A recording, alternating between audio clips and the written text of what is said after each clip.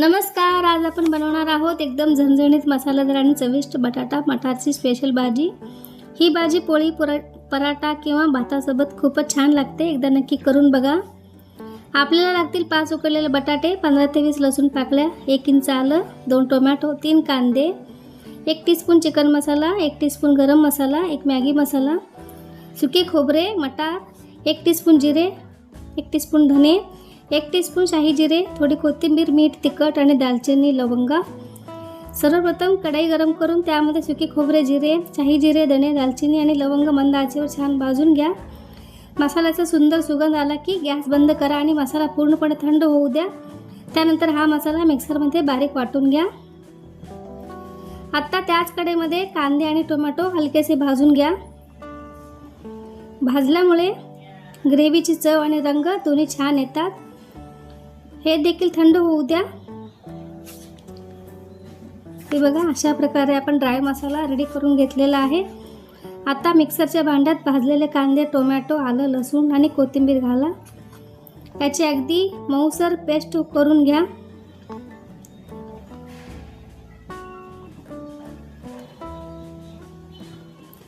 आता गॅसवर कढई ठेवा।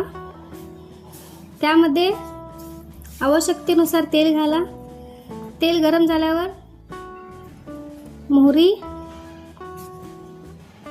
तडतडली की जिरे आणि कढीपत्ता घालून छान फोडणी द्या। यानंतर तयार केलेली कांदा टोमॅटोची पेस्ट घाला।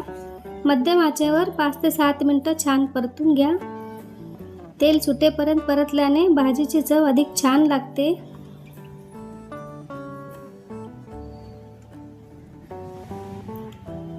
छान परतून झालेला आहे।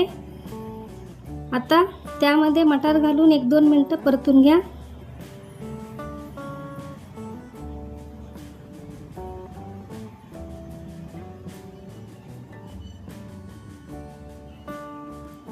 तर त्यानंतर चवीनुसार मीठ,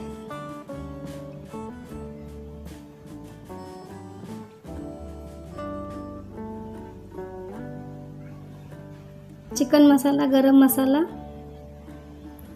आणि तयार केलेला भाजलेला मसाल्याचा वाटण घाला। सर्व साहित्य एकजीव होईपर्यंत चांगले मिक्स करा। आता उकडलेले बटाटे मध्यम आकाराचे तुकडे करून घाला। त्यातील एक बटाटा हाताने किंवा चमच्याने मॅश करून भाजीमध्ये घाला। त्यामुळे ग्रेव्ही छान घट्ट आणि क्रीमी होते। त्यानंतर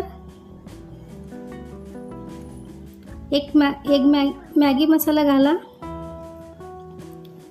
आता साधारण 1 ग्लास गरम पाणी घालून सर्व साहित्य एकत्र मिसळा।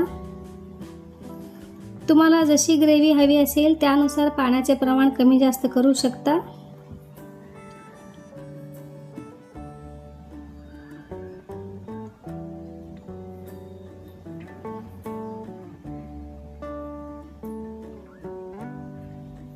आता चवीनुसार तिखट घाला आणि भाजी 5 ते 7 मिनिटे मंद आचेवर उकळू द्या। त्यामुळे सर्व मसाले बटाट्यामध्ये छान मुरतात आणि भाजीची चव आणखी वाढते। एकदा हलक्या हाताने मिक्स करा। तर तयार आहे आपली एकदम झणझणीत मसालेदार आणि स्वादिष्ट बटाटा मटारची भाजी। ही भाजी गरमागरम पोळी, पुरी, पराठा किंवा भातासोबत सर्व करा। नक्की करून बघा, घरातील सगळ्यांना नक्की आवडेल। व्हिडिओ आवडला असेल तर लाईक, शेअर, सबस्क्राईब करायला विसरू नका। धन्यवाद।